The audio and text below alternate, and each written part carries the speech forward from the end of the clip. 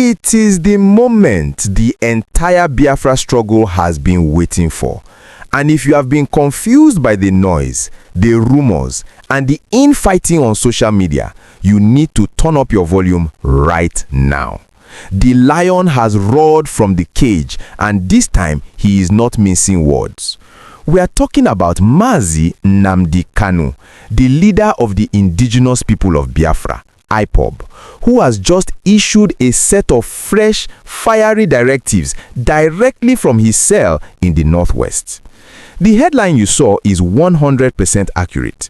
Jailed IPOB leader Nnamdi Kanu issues fresh directives to supporters.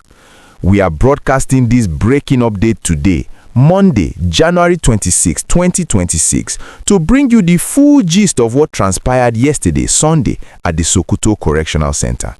You will recall that in our last video, we told you how the court rejected his transfer back to Abuja, leaving him stranded in Sokoto.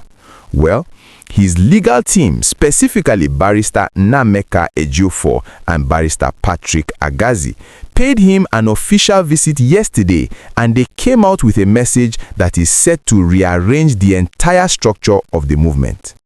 Let's get straight to the directives because they are strict, they are specific, and they come with a warning. Nnamdi Kanu is officially tired of the internal sabotage.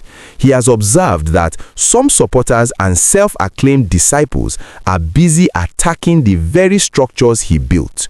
So, directive number 1, respect the Directorate of State.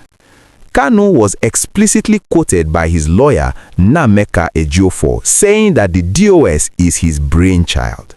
He warned that from this moment forward, no one, absolutely no one, should castigate or attack the DOS. He stated clearly, the DOS is his structure and must be respected by all and sundry. This effectively shuts down the factions that have been trying to bypass the leadership abroad. But he didn't stop there. He went on to list specific groups that are untouchable.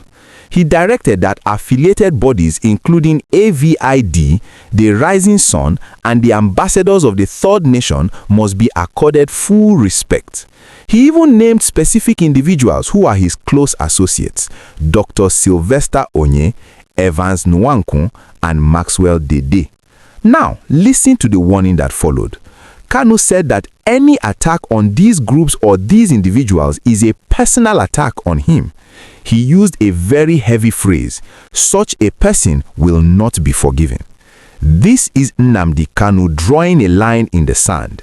If you claim to love him, but you attack his team, you are now considered an enemy of the struggle. I know many of you are wondering, why now? Why these specific names? It is clear that the intelligence reaching him in Sokoto shows that the movement is eating itself from the inside. By naming these people, he is validating them and stripping the legitimacy of anyone fighting them. Now, before we get to the most controversial part of the directives, the visitor ban, this is a game changer. For months, we have seen all sorts of people visiting Kanu and coming out to hold press conferences claiming Kanu said this or that. Well, that ends today. In a significant directive, the IPOB leader has barred visitors from making public broadcasts or statements about their meetings with him. His lawyer stated, from now henceforth, anybody who comes to see Mazi Nnamdi Kanu is forbidden from making public broadcasts or statements. Why? Because people have been misrepresenting his views to suit their own agendas. Kanu said if he has a message, he will send it through his lawyers or authorized persons. This means all those I just left Sokoto prison videos you see on social media are now unauthorized. If it didn't come from the legal team, take it with a pinch of salt. And speaking of unauthorized persons, there's a specific name mentioned in the directive. Kanu has ordered a woman identified as lolo nneka chimezie to cease making public statements about him immediately. He explicitly stated that he gave her no such authority and urged the public to disregard her radio broadcasts and press interviews. If you have been following her updates, Kanu is saying stop. Finally, let's address the money issue. There have been damaging rumors flying around that Kanu's family or his lead counsel, Aloy Ejimakor, are charging people money to visit him.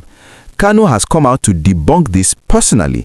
He said he investigated the allegations and found them to be false and baseless. His lawyer, Agazi, didn't hold back. He said the people promoting these lies need psychiatric examination. He clarified that visitation follows a strict protocol, valid ID, passport photographs, and filling out forms. If you comply, you see him. If you don't, you don't. No money changes hands. This set of directives is Nnamdi Kanu taking back control. Even from behind the walls of Sokoto Correctional Centre, he is showing that he is still the man in charge. He is calling for unity, discipline, and an end to the business of agitation.